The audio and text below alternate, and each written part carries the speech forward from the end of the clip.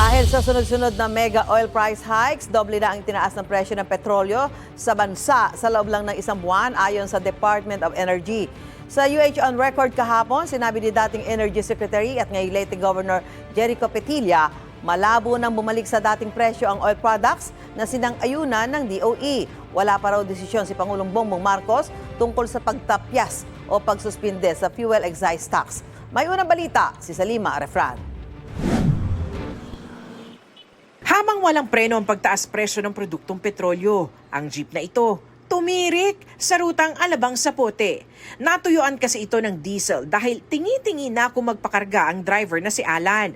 Nakuna ng pasahero na humahango si Alan para dumiskarte ng diesel. Nahiya po ako sa mga pasaherong iba kasi bumaba na lang sila. Kasi siguro nainip dahil medyo matagal-tagal din ako kasi naghanap pa ako ng gasolinahan na magbibigay sa galon. Kasi yung ibang gasolinahan kasi hindi sila nagbibigay sa hindi sila nagbebenta sa galon.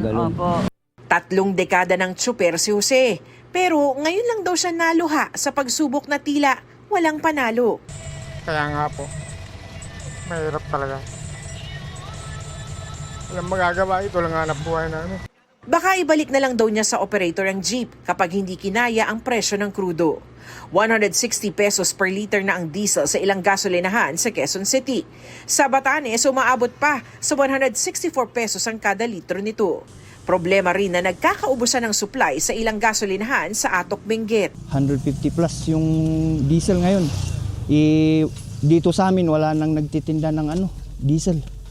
Dinadala lang dito yung mga kasama namin yung ibang diesel na ginagamit namin. Lalo pa namang kailangan ng diesel sa pagtatanim ngayong tag-init. Kasi walang ulan, kailangan namin ng diesel para sa water pump, para may pangdilig sa bagong tanim. At saka po sa pag-aani namin, medyo malayo yung pagdidelibera namin ng gulay namin, mga 2 oras ang biyahe, 2-3.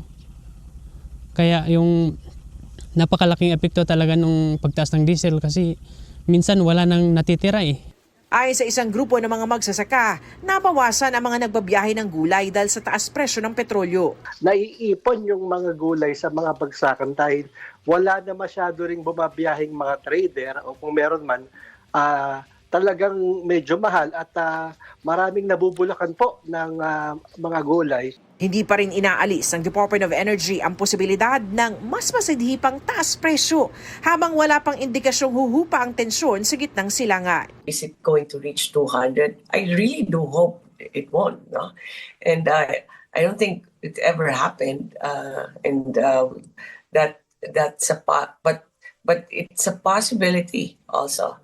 Kasi it depends on the actions of the countries, not the Philippines, the countries involved in this, or even the behavior of those involved in the war. Mismong DOE ang nagsabi, sa loob lang ng isang buwan, dumoble ang presyo ng produktong petrolyo. In a matter of 1 month, our price has gone up to more than 100% increase. No?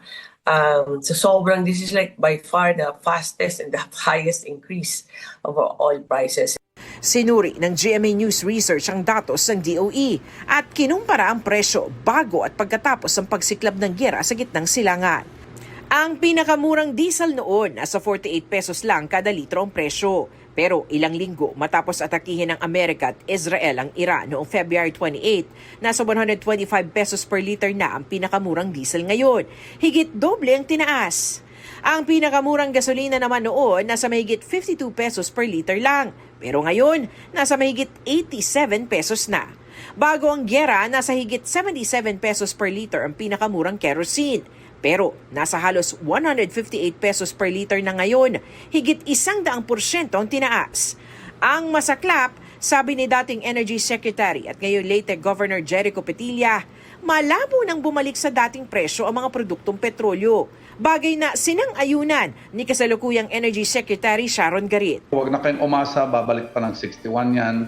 Okay, fearless forecast is basically ang diesel will be 100 or a little over 100 and then gasoline is a little under 100 pag nag-normalize na lahat dahil maraming infrastructure na nasira. there is a structural change already in the oil industry. Kaya I would go along with the point of former Secretary Petilla, kasi if ever it goes down, it will take longer. It will not be 1 month.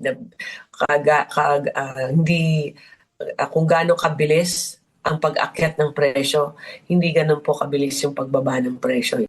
Aabot pa sa 50 araw ang stock ng petrolyo sa bansa ayon sa DOE. 900,000 barrels ng petrolyo ang inaasang darating ngayong buwan. Pag nag-worsen si Middle East, at least we have other options like Americas or even Africa, Australia. So kailangan mag-open tayo ng agreements there so that we can access also from other countries. And then next is that what types of products we procured more than 1 million barrels of diesel. Next is LPG, and then I think we are targeting about 2 million with the budget that we have been given, 2 million barrels. Ayon kay Garin, matapos ang pulong kasama ang DBCC o Development Budget Coordination Committee, wala pa raw desisyon ng Pangulo patungkol sa pagtapyas o pagsuspinde ng excise tax. Ito ang unang balita sa Lima Refran, GMA News.